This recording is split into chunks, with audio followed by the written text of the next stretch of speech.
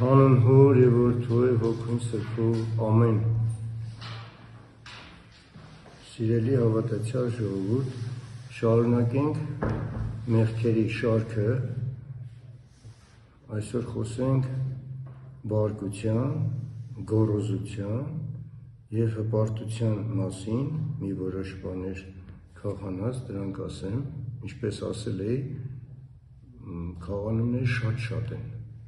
բայց ես քարոզների մեջ շատ մի փոքրիկ բաժինն ընդամենը, որովհետև գրքի մեջ կլինի այդ լայնածավալ մեղքերի հիշատակումը։ Սկսենք ծննդոցից, էլի նորից, ասում է Հակոբն է աղոթում, ասում է նրանց խորհուրդների մեջ չմտնե իմ հոգին, նրանց ժողովրդի հետ չմիանա իմ սիրտը, իմ պատիվը, որովհետև իրանց բարկությունով մարդ սպանեցին և իրանց կամապաշտությամբ ցուլի ջիղ կտրեցին։ Հիշում եք Հակոբի որդիները, որ երկու եղբայրով գնացին սպանեցին, որ իրանց քրոջ հետ էր եղել, այն ցեղին, Սյուրքեմ, բարկությամբ լցվեցին, դες բարկությունը բերեց, հասցրեց սպանության, ընկան ավելի մեծ մեղքի մեջ։ Եվ դրա համար Հակոբը անգամ նզովեց իր զավակներին։ Նաև Երեմիա մարգարեի մեջ ասում է, ես չնստեցի ծիծաղողների ժողովքում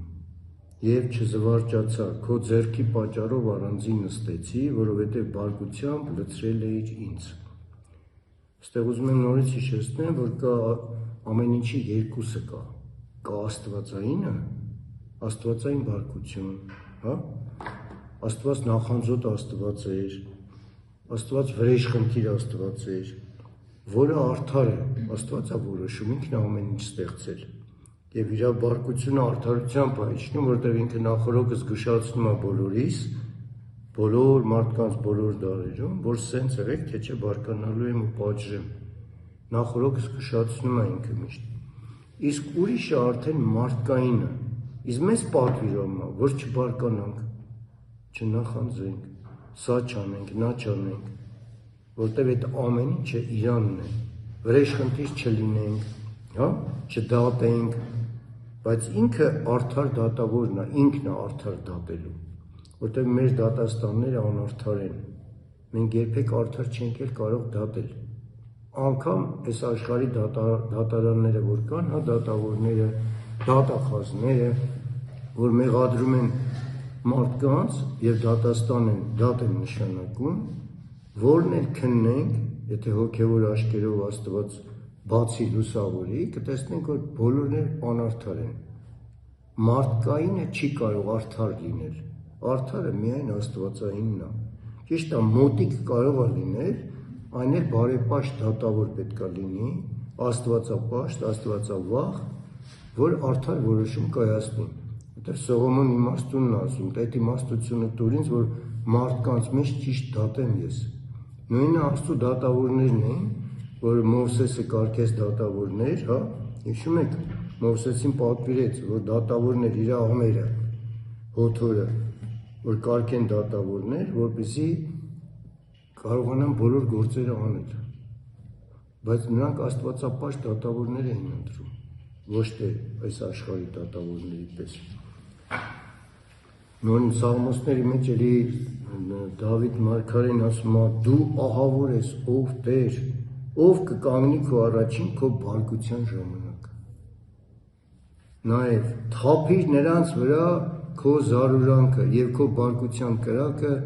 հասնե նրանց վրա։ Այդ թշնամիների մասին է խոսքում, ովքեր Աստծուն են թշնամի, որտեղ Աստծո թշնամիները նույն ձևի Դավիթ մարգարեի վրա էին հարձակվում, որ թագավոր էր, որտեղ աստվածապաշտ մարդուց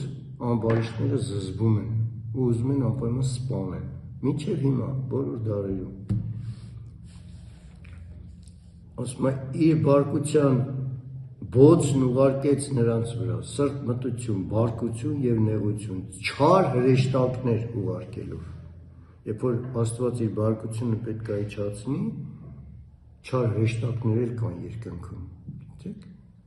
ուղարկում է, այդ որ պատժեն, նաև, որ մարդկանց գցեն տեսակ մեղքերից, որտեղ մարդիկ դա սիրում են։ Կամ առակած գիրքի մեջ Սողոմոն իմաստունն ասում է, ինչ օգուտ չունի հարստությունը, բարկության օրը, այսինքն երբ որ, բայց արդարությունը կազատի մահից, որտեղ հարստությունից չփրկելու, եթե ընկնում ենք բարկության մեղքի մեջ, եւ հետո Աստծո բարկությունը, որ գա պատժի, հարստություն ինչ պետք է անի։ Եվ նորից առակած գիրքի մեջ ասված չարություն ցանողը անօրենություն կհնձի եւ նրա բարկության գավազանը պիտի կորչի։ Մի օր իշտեղ առակածում խորհուրդ է տալիս։ Ես միշտ իմ այս հոգևոր կյանքի ընթացքին աշխատել եմ այդ առակներից, իմաստություն Սողոմոնի, Սիրակի իմաստություն, որ խորհուրդ է տալի ոնց լինենք, ինչ ընկեր ընտրենք կյանքի ընթացքում, հա, ընկերների հետ, ու աշխատել եմ միշտ պահել, հեռանալ, ասում եմ մի ընկերանա բարկության տեր մարդի հետ։ Եվ բորբոքվող մարդի հետ մի գնա։ Մենք եթե անգամ տեսնում ենք կյանքում, որ մեր ընկերների մեջ որ բարկության տեր են, իրան, շուտ բորբոքվում են, բարկանում են, հա, պետք է կամաց սկսենք հեռանալ, պետք չի շփվենք։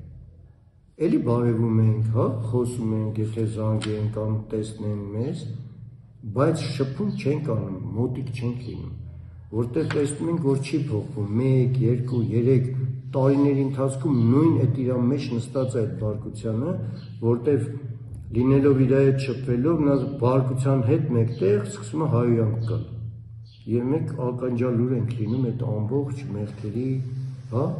մեղքախոսությանը, դրա համար ասում եմ մի ընկերանա դրանց հետ։ Պատվիրանա դա, երբ որ ասում եմ մի ընկերանա բարկության տեր մարդու հետ, էլի պատվիրանա։ Ինչ որ Սուրբ գրքում ասում է սենց մի արա, նենց մի արա, այսպես արա, դրանք պատվիրաններ են բոլորը։ Այդ պատվիրանների շարքը շատ մեծ է, որ էլի քաղանած կա, որ պետք է իմաստուն նայ, որ դեպի խորքը իրան ներս գնում, որ դրանք գտնի, սկսի կատարել այն։ Ասում եմ, դադարիր բարկությունից եւ թող դուր սրտմտությանը մի բարկանա, որ չար չգործես։ Գիտենք, ամեն բարկության հետ հետևից կպված էլի մի բան գնում ընկնում ենք ուրիշ մեղքերի մեջ, կլինի վեճ, կլինի կռիվ, շատ դեպքերում անգամ գնում հասնում է սպանության նորից, ոնց որ Հակոբի որդիները։ Եվ ասում եմ, հիմարի բարկությունը նույն օրը կիմացվի, բայց խորագետը անարգանքը ծածկող է։ Տեսեք, եթե իմաստուն մարդ լինի, խորագետ լինի, իրեն անարգում են, կամ անպատվում են, կամ հայոյում են, ինքը ծածկում է, որ չտեսնի, ինքը չի շարունակում։ Իսկ հիմար մարդը միանգամից բորբոքվում է, իր բարկությունը ինքը թափվում է, միանգամից իմացվում է, հիմարի բարկությունը ցույց է տալիս։ Նաև ղեկավարների համար, թագավորների համար, ասում է թագավորի բարկությունը մահվան հրեշտակ է, բայց իմաստուն մարդը նրան կմեղմացնի։ Երբ մենք բարկացնում ենք ավելի, ոնց որ կրակի վրա յուղ ենք լցնում, սենց ասեմ, հա, ժողովրդի լեզվով, իշխանավոր, դե թագավորներ հիմա գրեթե չկան, նախագահներ են կամ չգիտեմ ինչեր են, վարչապետ կոչեցյալներ են, սենց ասեմ, որ սկսում ես բարկացնել, այդ մահվան հրեշտակի սուրը իրանց մոտ պատժելու է։ Դրա համար պետք է իմաստուն մարդը, երբ որ իմաստուն խոսքեր ասի, կմեղմացնի իրանց բարկությունը, իրանք կխաղաղվեն, որպեսզի մեղքի մեջ համ իրանք ավելի չընկնեն, համ էլ դիմացիններ վնաս չտան։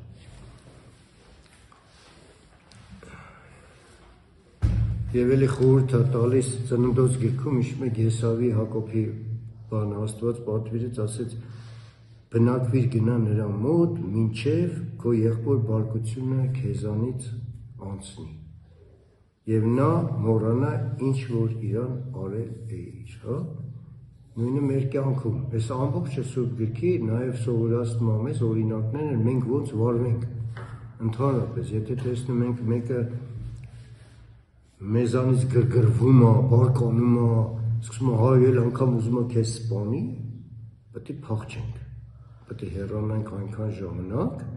իրանից կտրվենք, մինչև իր բարկության գավազան ընկնի։ Եվ հետո նոր սիրով գնանք, հա, գրկենք, կամ մենք ներում խնդրենք, կամ ինքը ներում կխնդրի արդեն։ Եթե մենք Աստծով ճիշտ քայլենք, ոնց որ Աստված է պատվիրում, ինքն է հետո ներողություն խնդրում, որ զուր բարկացել էր քո վրա։ Ասում է իրավ, հիմարին սպանում է բարկությունը։ Նախանձը մերցնում է նաև անմիտին։ Սաղմոսների մեջ էլի Դավիթ թագավորն ասում է, ես ամբարիշտ տեսա գոռոզ և տեղը հաստատ ինչպես լայնատարած դալար ծառ, բայց մինն էլ անցնելիս ահա չկար նա, մա եկա նրան և չգտնվեցավ, ամբարիշտների վերջը կորուստ է։ Իրանք հպարտացած, գոռոզ, գիտեն, որ միշտ կան, մեկ էլ հանկարծ տեսնում ես վաղը չկան, կործանվում են։ Գիտեք, անուն չեմ ուզում տամ, հա, հին իշխանավորներից, անգամ որ տենց հպարտացած, գոռոզացած, միտեղ Սուրբ գրքում կա, ասում է դուք սրբատաշ քարերից տներ կշինեք, բայց չեք բնակվելու դրա մեջ, որտեղ թալանով, սպանություններով այդ ամբողջը կառուցում են, բայց երբ որ ուզում են հանգիստ, արդեն լավ կյանքով ապրեն, Աստված չի թողում, որտեղ այնքան մեղքերը կուտակվեց, բայց այսքան բաներ արեցիր, ուզում ես թողեմ դեթ հանգիստել մնաս, վերցնում է նրա հոգին, ինքը սկի չէր հասցնում բնակվի իր տան մեջ, այտենց իշխանավորներ կային, այս անկախության տարիներին, որ մեծ տենց սիրուն տները սարքեցին, մեկ էլ սպանեցին իրանց, ոչ մեկ չէր բնակվում, այսօր էլ որ նայենք, ինչքան տներ են սարքել, բայց չեն էլ բնակվում իրանց մեջ, ու այդ բանը միշտ կրկնվում է, որտեղ դա Աստծով հաստատված դրած է, չեք կարող փախչել Աստծո խոսքից։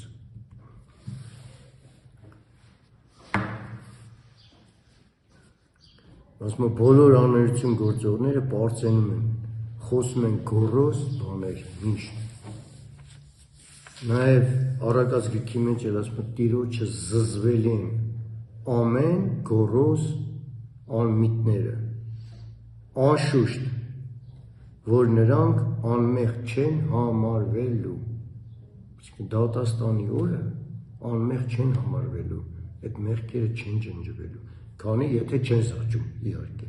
եթե զղջում են մեղա են գալիս, փոխում են իրենց կյանքը, Աստված այդ մեղքերը ներում է խոստովանությամբ, զղջումով, ապաշխարությամբ բոլոր մեղքերը, որտեղ ինչքան էլ մեղ գործի մարդը չափի մեջ է, հա, մենք մարդ ենք, փոքրիկ, ինչ մեղքեր գործենք, չափի մեջ է, իսկ Աստծու ողորմությունը անսահման, Աստված չափ չունի, եթե տեսնում ես զղջում ենք, մղկտում ենք, լացում ենք, աղերսում ենք, խոստովանում ենք, այդ մեղքերը հանգիստ կների, այդ չի ներվում են մեղքերը, որոնք անզեղչը տենց մնում են, այսինքն իրանք այդ հպարտության մեջ էլ մահանում են, ոչ ուզում են խոնարհվել, ոչ հեզանալ, և դրա համար էլ ներում չի լինում։ Դրա համար Դավիթը նորից դիմում ասում է, Տեր իմ սիրտը չի գոռոզանում, տես, և իմ աչքերը չեն բարձրանում, և ես չեմ գնում մեծամեծ բաների մեջ, և ոչ այն բաների մեջ, որ ինձանից բարձր են։ Միտեղ էլի Սուրբ գրքում տեղ կա, որ ասում է, մի լինեք նրանց հետ, շփվեք, որոնք իշխանություն ունեն սպանելու, մի ընկերանա դրանց հետ։ Այսինքն, այս աշխարհի հզորները սենց ասեմ, հա, թե մամոնայով, թե իրանց իշխանությամբ, թե դիրքով, պետք չի շփվել ու ընկերանալ, դե հեռու քեզ պահես, որտեղ վաղ թե ուշ որ ընկնես, իրանք միշտ մեղքերի մեջ տենց գնում են, մի օր էլ կարող է քեզ վնասեն ու սպանեն։ Դրա համար պետք է միշտ ընկերանալ որոնք բարեպաշտ են, Աստծո վախը ունեն, նրանց հետ, որպեսզի ասում եմ, եթե միտեղ սուտ գտակ, միշտ աշխատեք ձգտել լինել իրանց հետ։ Էլի։ Որ դու սկսես ավելի մաքրվել, նմանվես դրան, բայց որ գնում ընկնում ես նրանց հետ, սկսում ես նմանվել նրանց։ Շատ տեղեր կա տենց պատվիրաններ, որ ասում են։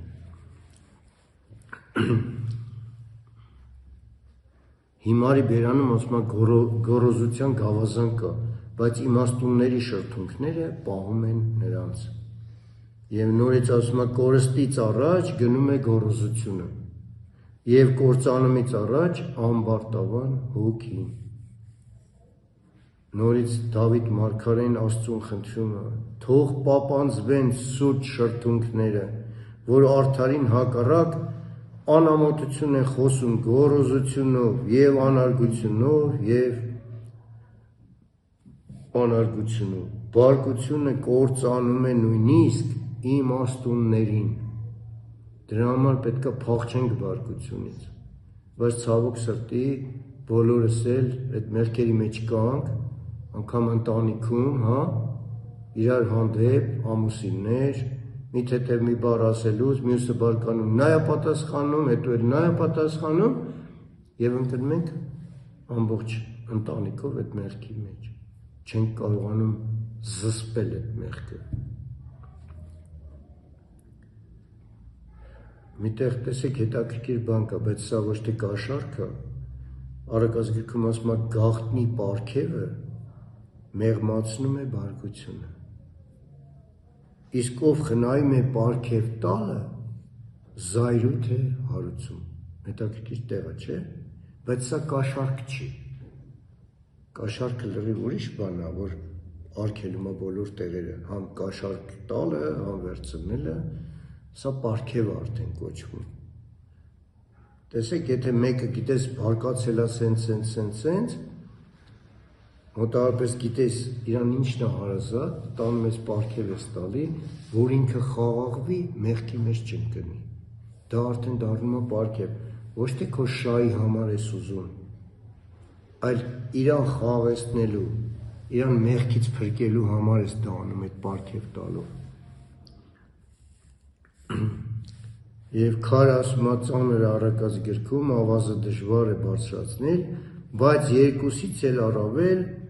ծանր է անզգամի բարկությունը։ Դե եթե անզգամը սկսես բարկանալ, հետևանքները լինում է շատ վատ։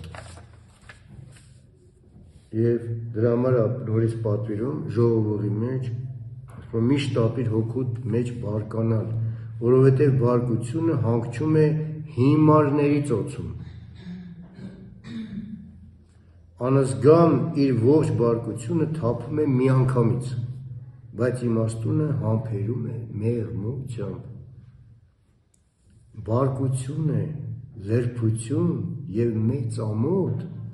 եթե կինն է ամուսնուն հրամայում։ Ցավոք սրտի, սա էլ քիչ տարածված չի։ Տեսեք, էդի կանանց բաժնում առանձին մի օր կխոսենք,